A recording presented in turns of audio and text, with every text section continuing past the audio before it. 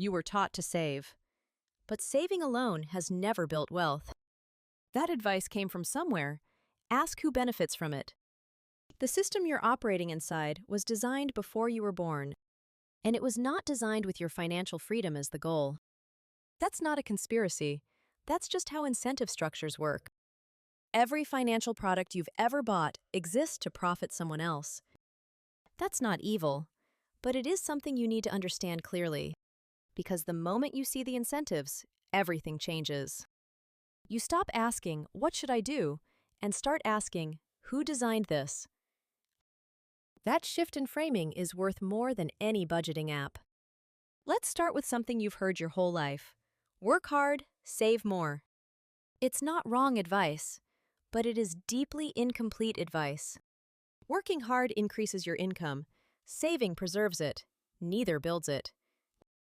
Building requires a different mechanism entirely, and nobody teaches that part. Why not? Because the people who benefit from your labor need you working. Not forever, not consciously, just structurally. The system rewards certain behaviors. Spending is rewarded. Debt is rewarded. Constant employment is rewarded. Accumulation of real assets? That's rewarded too, just not by the same teachers. The teachers you had were employers, advertisers, and well-meaning relatives. None of them were incentivized to teach you how capital actually compounds. Banks make money when you borrow, not when you save. Credit card companies make money when you carry a balance, not when you pay it off. Retailers make money when you spend, not when you wait. Notice how all the advice you received pointed toward those same behaviors. Coincidence? No. Alignment of incentives. That's a structural observation, not an accusation. Let's talk about debt, because most people have it backwards. There are two kinds of debt. One makes someone else rich. One can work for you. Consumer debt, credit cards, car loans, retail financing, transfers wealth away from you. Every interest payment is income for an institution, coming directly out of your pocket. That's not dramatic. That's literally what interest is. A transfer of your future income. The average American household pays thousands in interest every single year. That money doesn't disappear. It shows up in bank earnings reports. You are not just a customer to a lender. You are a revenue source. The longer your debt persists, the more predictable your contributions become. Financial institutions price this in. They model your behavior before you've made a decision. They know statistically how long you'll carry a balance. They know you'll probably pay the minimum when money is tight. They designed the minimum payment for exactly that reason. It keeps you in debt longer. It maximizes total interest collected. This is not hidden. It's in the terms and conditions nobody reads. Now let's talk about income, because income is not the problem most people think it is. More income without financial literacy just means more sophisticated spending. Studies consistently show lottery winners return to their prior wealth level within years. Why? Because income without a framework for deploying it doesn't change outcomes long term. The framework is the variable, not the number on your paycheck. What does a framework look like? It starts with understanding where your money flows. Not where you think it flows. Where it actually flows, tracked and categorized. Most people are surprised. The numbers rarely match the mental model. That gap between perception and reality is where financial plans fail quietly. Closing that gap requires honesty. Most personal finance advice is afraid to demand. Let's talk about the wealth gap. Not politically, mechanically. Wealth compounds. That is not a metaphor. It is a mathematical function. A dollar invested at a consistent return becomes dramatically more over decades. A dollar spent on a depreciating product becomes less than nothing. The difference between those two outcomes, multiplied over 20 years, is enormous. People with generational wealth start earlier. They have more time in the compound curve. People without it start later. They spend the early years just surviving. That's not moral failure. That's a structural disadvantage with a mathematical consequence. The system doesn't require malice to produce inequality. It just requires time and math. Once you understand this, the conversation about money changes completely. Here's the uncomfortable part. You may have been your own biggest obstacle, not because you're careless, because you were working from an incomplete map. Incomplete maps don't produce bad intentions. They produce wrong destinations. You followed the advice you were given. You worked hard. You were responsible. And still, the gap between where you are and where you imagined feels enormous. That dissonance is real, and it deserves a better explanation than spend less coffee money. The latte factor is not your problem. The structural allocation of your income is your problem. Small sacrifices don't fix systemic misalignment. They just make you feel briefly in control. Real change requires understanding the full picture, not just trimming the edges. This is the moment most finance content stops. We're going further. Let's talk about assets, because most people own almost none. An asset generates value or appreciates over time. A liability costs you money to hold. Your car is a liability. Your mortgage may or may not be an asset. It depends entirely on context. Most things marketed as upgrades to your lifestyle are liabilities. The marketing doesn't tell you that, because your liability is someone else's revenue. The shift begins when you start asking, does this thing make me money or cost me money? That one question, applied consistently, restructures your entire financial behavior. Not dramatically, not overnight, but with compounding consistency over time. This is not about deprivation, it's about directionality. You can still spend, but you start choosing where that spending builds something. Let's talk about time, because it's the only resource in personal finance that can't be recovered. Money lost can be earned again. Time passed is the permanent variable.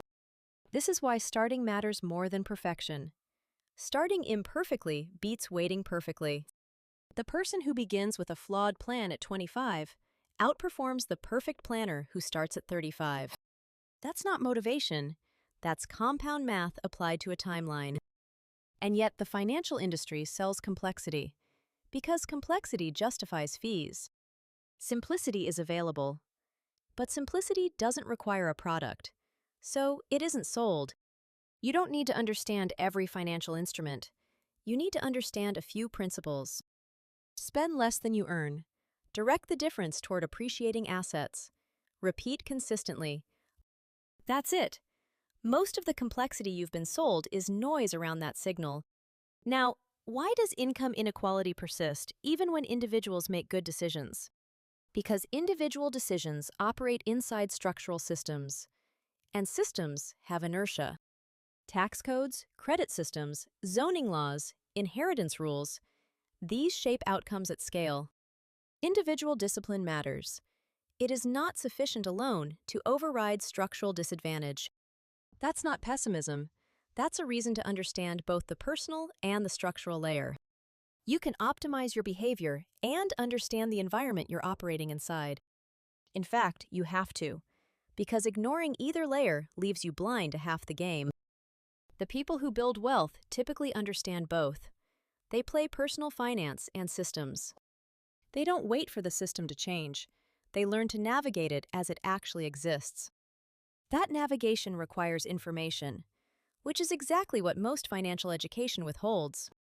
Let's talk about the retirement myth, because it was built for a specific economic era. The promise was simple: work 40 years, retire at 65, collect a pension. That model largely dissolved in the 1980s and 1990s. The replacement was a 401k. A pension is a promise. A 401k is a market-linked account. The risk transfer was enormous. Nobody voted on it. It happened through policy shifts and corporate restructuring. Now the retirement burden sits almost entirely on the individual. Most are unprepared. Not because they're irresponsible, because the system changed and the education didn't follow. Schools still don't teach compound interest in any meaningful applied way. Financial literacy remains optional curriculum in most U.S. states. The gap between what you need to know and what you were taught is not accidental. So where does that leave you? In a specific and manageable position. You are not behind because you failed. You are behind because you are working with partial information. The information is now available. That changes the equation. Not completely, not instantly, but directionally, which is the only place progress starts. You don't need to become a financial expert. You need to become financially fluent. Fluency means understanding the basic mechanics clearly enough to make informed decisions. What does money cost when borrowed? Where does it go when saved? How does it grow when invested? Those three questions, answered honestly, give you more leverage than any financial product. You also need to understand your own patterns. Spending isn't random, it's behavioral and contextual. Stress spending, status spending, habitual spending, all have different roots and different solutions. Cutting them blindly doesn't work. Understanding them does. This is what behavioral economics has documented for decades. The pattern is learnable. Once you see your own pattern, you can interrupt it. Not perfectly. Enough. Enough is the operating standard of sustainable financial change. Not perfection. Enough. Perfection in finance is a marketing tool. Consistency is the actual mechanism. So let's close with what's actually true. The system wasn't built for you. It was built for efficiency and growth at scale. You are a participant, not the priority. That's not a reason for despair. It's a reason for clarity. Clarity is the most underrated financial instrument available to you. It costs nothing. It's available right now, and nobody can take a fee out of it. The people who move through systems effectively are the ones who see them clearly. Not cynically, clearly. There's a significant difference between those two stances. Cynicism paralyzes. Clarity activates. One closes doors, the other opens them. You've been told this system is a ladder. It functions more like a current. You can swim with it, against it, or learn where it actually flows. The third option is the one worth studying. Nobody else is going to reframe this for you. The incentive isn't there for them.